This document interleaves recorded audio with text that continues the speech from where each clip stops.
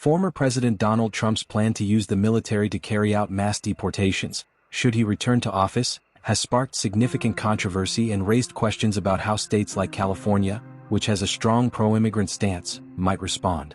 Trump's proposed deportation plan. Trump has reportedly proposed deploying the U.S. military to aid in the deportation of millions of undocumented immigrants.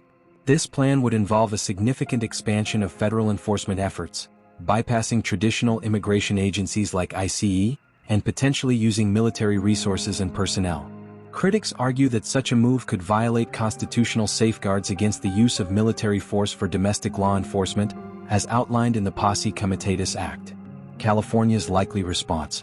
California, a state that has been at the forefront of opposing Trump-era immigration policies, would almost certainly push back against such measures. Here's how. 1. Legal challenges.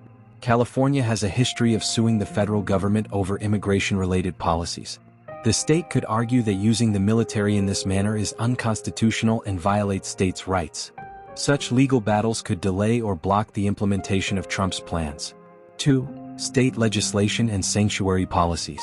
California has established itself as a sanctuary state, with laws like the California Values Act, SB 54, which limits cooperation between local law enforcement and federal immigration authorities. These laws would likely be used to resist military-led deportations, with state and local officials refusing to provide support. 3. Political and public opposition. California's leadership, including its Democratic governor and legislature, would likely mobilize public opposition to mass deportations. Advocacy groups and civil rights organizations would amplify resistance, organizing protests and providing legal assistance to those targeted. 4. Local law enforcement non-cooperation. California's sanctuary policies mean that local law enforcement agencies are generally prohibited from assisting federal immigration authorities. This resistance would likely extend to any federal efforts involving the military. 5. Economic and social pushback. California's economy relies heavily on immigrant labor, particularly in industries like agriculture, technology, and construction. Business leaders might join state officials in opposing policies that could disrupt the workforce and harm the economy. Broader implications. Trump's plan could escalate tensions between the federal government and states like California, potentially leading to a constitutional crisis over the limits of federal authority.